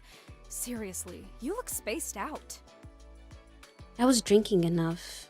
And that day too? Did you eat? I mean, yeah, I think so. It was just a long day. Did anyone offer you anything there? Yuki, you don't have to educate me about stranger danger. I'm not. I just want to make sure. You gotta be careful, especially in places like this. Even if her concern feels a little much, I know she's just looking out for me. No, I wasn't offered anything. I was only at Dr. Shinonome's office before that. That's it. Fine, but still, next time something like that happens, call me. Now, you really do sound like Kazuma. She huffs out a quiet breath, shaking her head. So, this Dr. Shinonome you mentioned, is he just as sketchy? Okay, I think this is our final male lead. I'm excited. God, no. If anything, he's a little awkward in an endearing way.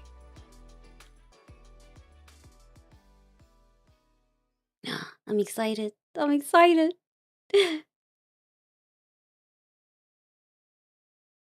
Synovus. I think that's how you say it.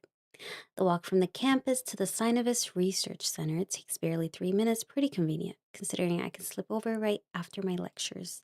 The lobby is bright and modern, all white stone and clean lines. As I walk in, a receptionist behind the sleek marble front desk greets me amicably. Good afternoon, miss. Welcome to the Synovus Research Institute. Do you have an appointment? Yes, under Cleo Lilith for the link type study. One moment.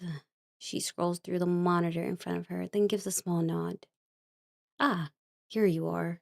You're scheduled in room C12 today. Oh, isn't that usually with Dr. Shinonome? She glances up, seeming mildly surprised. Is that important? Do you need Dr. Shinonome specifically? No, no, just asking. It's fine. Then C12 is correct. You can head down the hall and take the elevator to the third floor.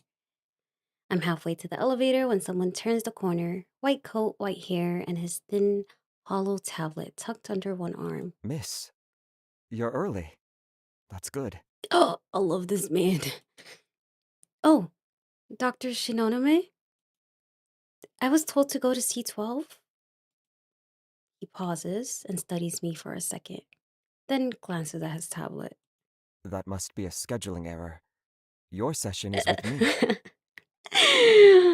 Okay. Please, this way. Okay. He steps past me and opens the door of his office lab with one quiet motion. After you. Oh, thank you, Woodstar. Thank you. Okay, let's see how this one goes. This is the last one. I'm so excited. I've been waiting for this one the whole time. No, I loved Levi's, or not Levi. Leave. How do you say his name? Leave? Leave? Yeah, I loved his little session too. I walk inside and the door closes softly behind me. The room is exactly like I remember it from the evaluation. Neat and tidy, except for the desk, where a mix of printouts, notes, and books is all spread all over. I deadass thought it was Levi. Same. See, I don't even think I'm saying his name right. Is it Levy? Levi? No, Levy. I think it's Levy. All their names are very interesting. Like even Shinonome is like a tongue twister. But okay, I'm locked in. Not that I'm in any position to judge, considering what my own desk has looked like ever since university started. Leave, leave, leave. Yeah, I don't know. They like elongate the E and then the I. I don't know. We'll see. We'll see. We'll see. With Dr. Shinonome not here yet, I step closer to take a proper look. Oh my god. Oh my god, you guys look around the room. Do you see something that's like very like I don't know. Do you see something here that reminds you of something something? I do. I do. I do. This is Azel. Or what was his name? Aziel? Oh, Leo, thank you for the daily. I appreciate it. Yes, this is there like a correlation or am I crazy? I don't know. No, we'll move past it. It's gonna make me sad if I look at it for too long. It was indeed a switch up. Oh. I jump. Oh dear. I swear, that door didn't make a sound. To my luck, he doesn't seem to notice my little flinch, since he looks partly lost in his thoughts anyway. The receptionist seemed unusually abashed when I asked about your room assignment. A more notable reaction than a simple clerical error usually warrants. Maybe she thought it would annoy you. Annoy me? No. I merely told her to update the system so your sessions are routed to my room. Oh. No wonder she looked embarrassed. She got both of us requesting the same thing back to back. Anyway, you like the axolotl? Yeah, it's cute. Does it have a name? No. She's the only one in the tank, so there's no risk of confusing her with anyone else.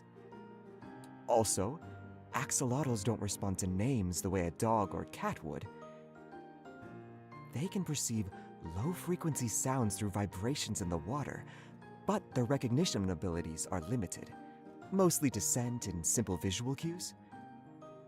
Meaning, she most certainly wouldn't know about it. Somehow, that's both logical and a little sad. But he keeps saying she. That's unexpectedly adorable. I'm sure she's perfectly happy with that one then. For a moment, he watches the axolotl drift through the water. A small, unguarded smile crosses his face before he turns back towards the desk. He gestures to the seat across from him. I sit and the tablet's interface tilts slightly, its display splitting into labeled sections on its own.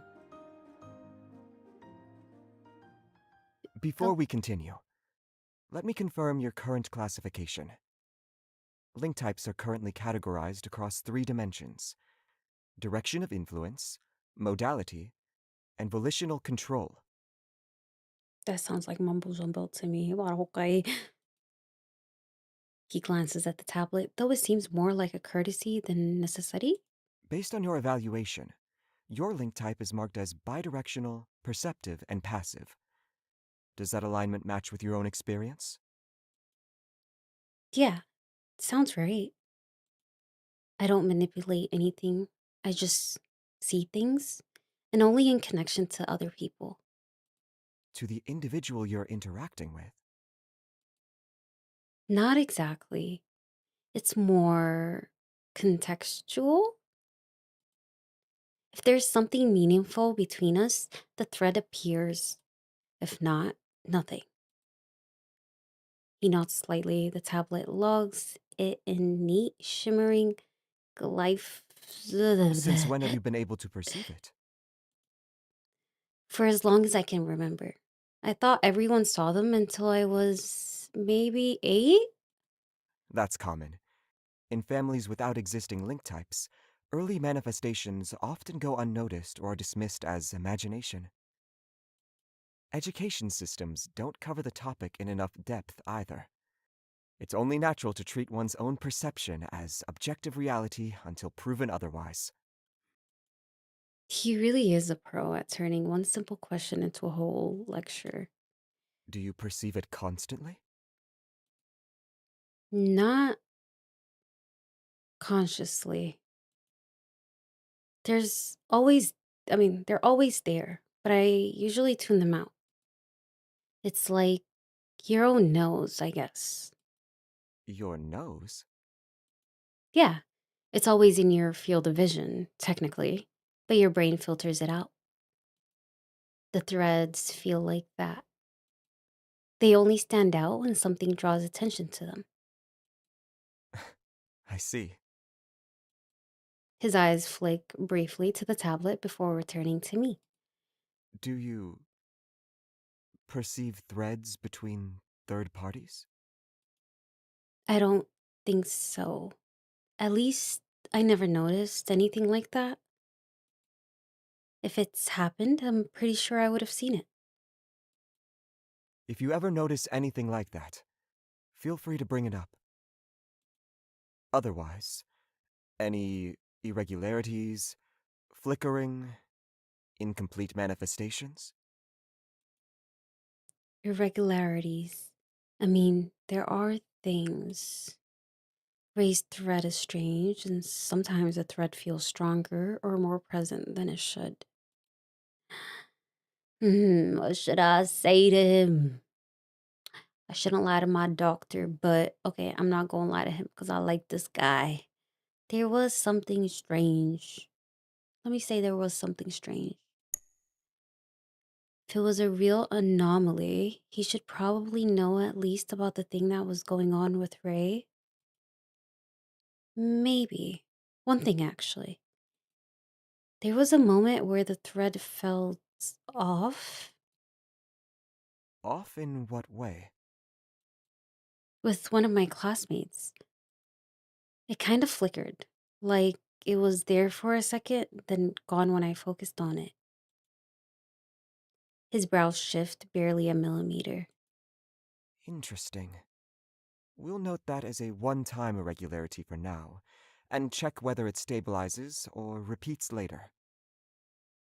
That covers everything we need for today.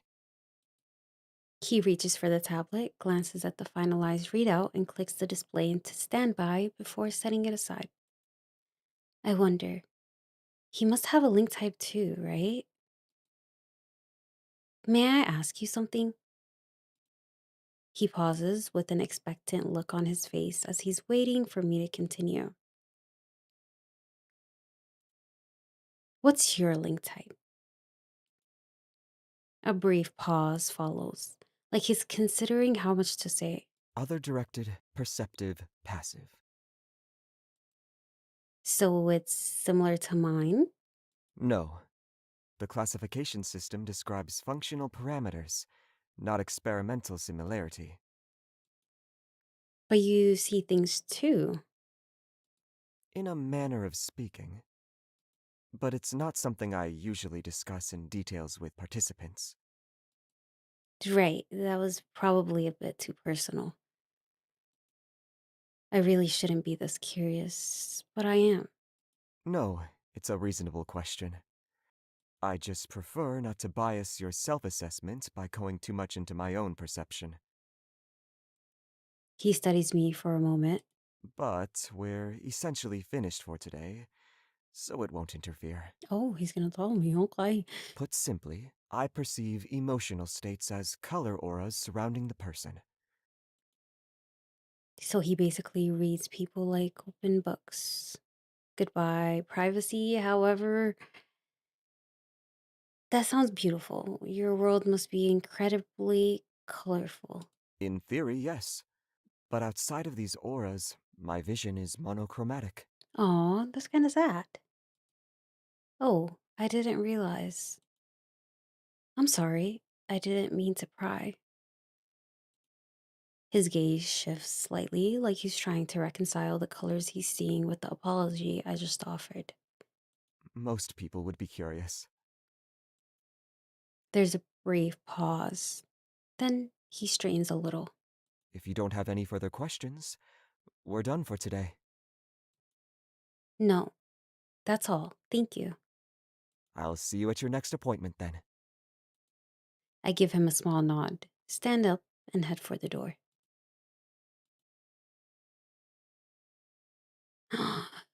Okay. Okay. That wasn't that fun. I'm not gonna lie. I think my favorite interaction has to be the one with the You're professor. right. The way you tell it, he's just nerdy doctor awkward.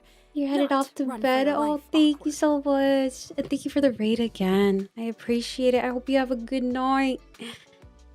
Bye bye. You have sweet dreams. Thank you, thank you. He is a nerdy doctor. See, I told you. And he has a link type too, you said? Yeah, he sees emotions as colors. But I feel like seeing them and knowing what to do with them are two totally different things. Not that he doesn't understand them, just not always on a personal level. Huh. So he's missing the field experience. I guess you could say that. I guess you could say it like that. Though honestly, that might not even be a bad thing for his job. True. Objectivity can be useful. But you could also, teach him how feelings work. Oh, girl. Excuse me. Who's the doctor here? Yuki snorts, the tension between us finally dissolving into easy laughter. When it fades, she grows quieter, her gaze drifting to the side. If anyone's going to notice something off about that weird guy you mentioned earlier, it's probably him. Might be worth asking him sometime. Yeah, maybe. The cafe has grown noticeably busier, the clatter of dishes and hum of conversation rising as the late lunch visitors start to roll in. Yuki checks the time on her phone, her shoulders sinking slightly. My break's almost over. Already? Unfortunately, duty calls. She starts stacking the empty cups and glances at me once more before standing up. So, you're going straight home? Yeah, Mira said she's making katsudon for lunch. Is that like chicken katsu, or am I crazy? Of course she is. Mira's katsudon should be illegal. You've had it like twice. And I still think about it. She pulls me into a quick hug. I'll send you a picture later. You're evil. She squeezes my arm once before heading back toward the counter, already slipping back into work mode. I wave a quick goodbye before heading out, the bell above the door chiming softly behind me. Chicken katsu is my favorite. I love chicken katsu. I love chicken katsu with Japanese curry. It's fire. I love it. Excuse me. Cleo, I need help. What do you need help with, Alex? What do you need help with? Hi, Alex. Hi.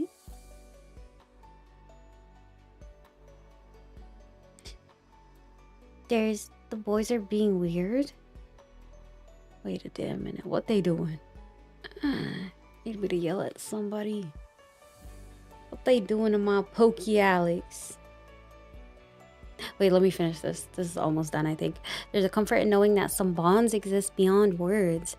That not every connection needs to be understood right away. And somewhere beneath all of it, I can still feel threads still there, waiting for fate to unfold. I think that the devil's over. The devil's over. It is, right?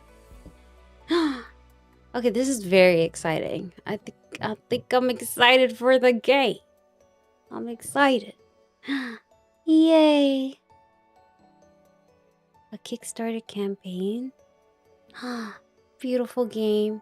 And you guys, it has beautiful music too. That's the crazy part. Let's see. We're not Cleo, don't believe her. Spamming weird soundboard sounds. I already know what you're talking about, Alex. I know who's the culprit of it all. Zeno, don't be bothering my pokey too much. No, I don't believe you. I don't believe you one bit. I don't. I love the music.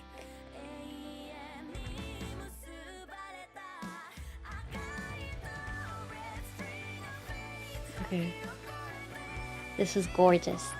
What a wonderful game. I feel like that put me in a good mood. That put me in a good mood because I'm about to embarrass the living crap out of myself by doing what I'm about to do.